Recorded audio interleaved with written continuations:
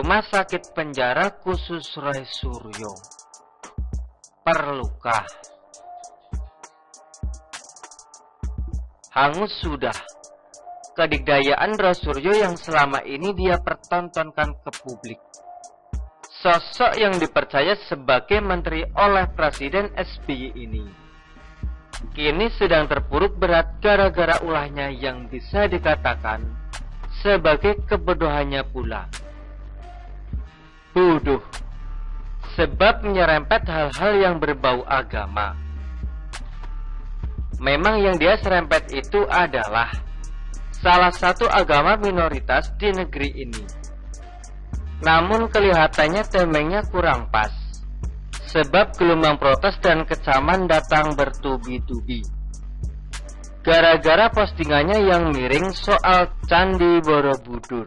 Hidup di era medsos seperti saat ini memang harus membuat kita hati-hati dan bijak. Apapun yang kita tuliskan atau katakan bisa menjadi bumerang yang akan menghantam balik dan membuat terjengkang. Dan kini Roy Suryo sedang menderita karenanya.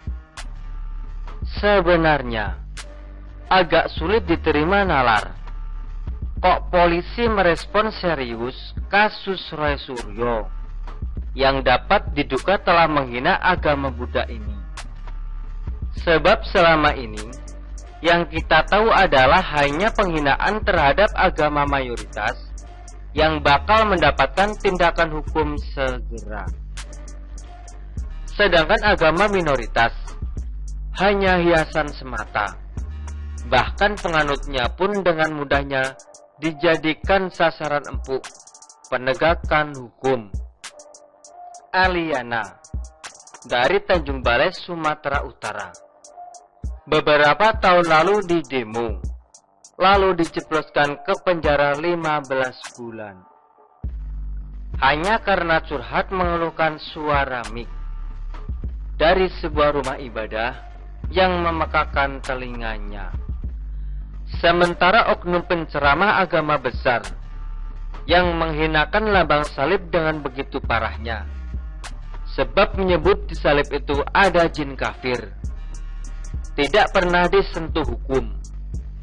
Padahal banyak pihak yang telah membawa kasus ini ke meja aparat. Maka ketika beberapa minggu lalu Roy Suryo ketahuan menyinggung agama Buddha lewat medsos dan heboh, diperkirakan itu hanya ramai sebentar, lalu senyap. Setelah itu Roy Suryo yang kerap dihubungkan dengan panci akan kembali berisik seperti panci jatuh ke lantai, atau beradu dengan sesama panci atau perabotan dapur lainnya. Kempriang. Namun ternyata beda situasinya.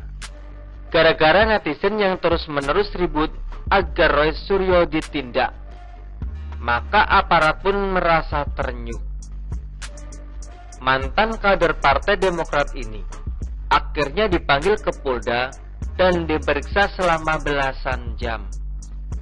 Beliau dijadikan tersangka penghinaan agama, suatu putusan yang tepat dan tidak perlu dibahas lagi. Publik berharap Roy Suryo langsung masuk tahanan.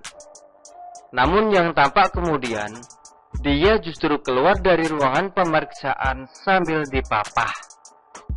Dengan kondisi semacam ini, pasti tidak manusiawi apabila si tersangka dimasukkan ke dalam tahanan atas nama kemanusiaan. Yang bersangkutan harus dirujuk ke rumah sakit untuk berobat. Setelah itu Roy kembali tampil beda, sebab sudah duduk di kursi roda. Dengan demikian, pemeriksaan lanjutan atas kasusnya terpaksa ditunda dulu sampai kondisinya memungkinkan. Setelah itu, beredar foto Roy Suryo yang mengenakan penyangga leher usai diperiksa kembali selama berjam-jam. Atas kondisi semacam itu, Roy tidak ditahan. Tidak ada yang tahu apakah kondisi Roy benar-benar sebegitu parah. maka harus dipapah, lalu duduk di kursi roda, dan harus menggunakan alat penyangga leher.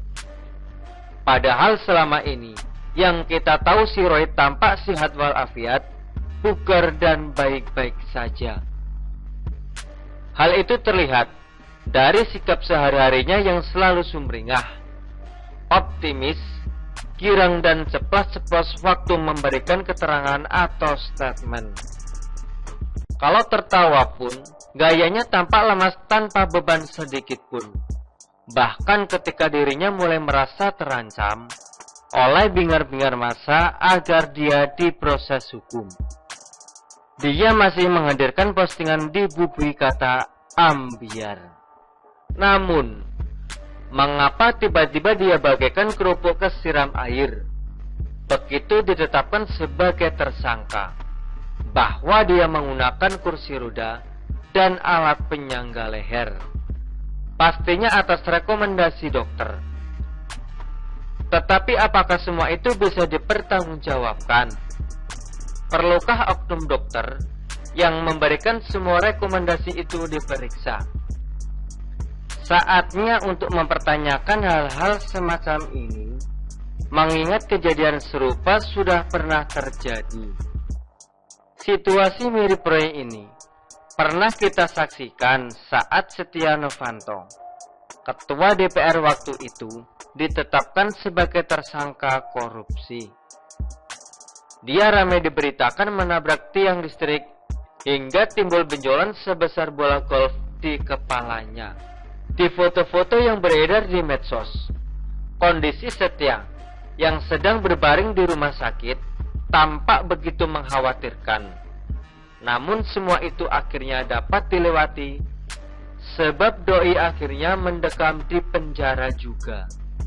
Bercermin dari kasus Setnov itu, Roy mestinya sadar bahwa strateginya untuk menghindari sel akan sia-sia saja. Apabila semua itu memang merupakan suatu rekayasa, namun apabila kondisinya memang benar-benar drop saat dinyatakan sebagai tersangka dan harus mendapatkan perawatan di rumah sakit, maka kondisi seperti ini sebaiknya mulai diantisipasi pemerintah dengan menyiapkan semacam fasilitas yang dapat berfungsi sebagai rumah sakit di setiap lembaga pemasyarakatan LP. Bukan berarti dibangun rumah sakit di setiap LP, namun fasilitas kesehatan yang ada harus dilengkapi sehingga layak sebagai tempat rawat inap pasien, napi atau tersangka. Ketika Roy yang sudah ditetapkan sebagai tersangka langsung dirawat di fasilitas tersebut tanpa harus membawanya ke rumah sakit terdekat.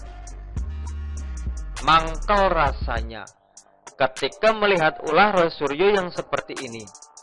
Maka, untuk tidak menjadi percontohan bagi oknum-oknum bermasalah lain, segeralah diadakan fasilitas yang bisa mengantisipasi situasi dan kondisi semacam Roy Suryo ini.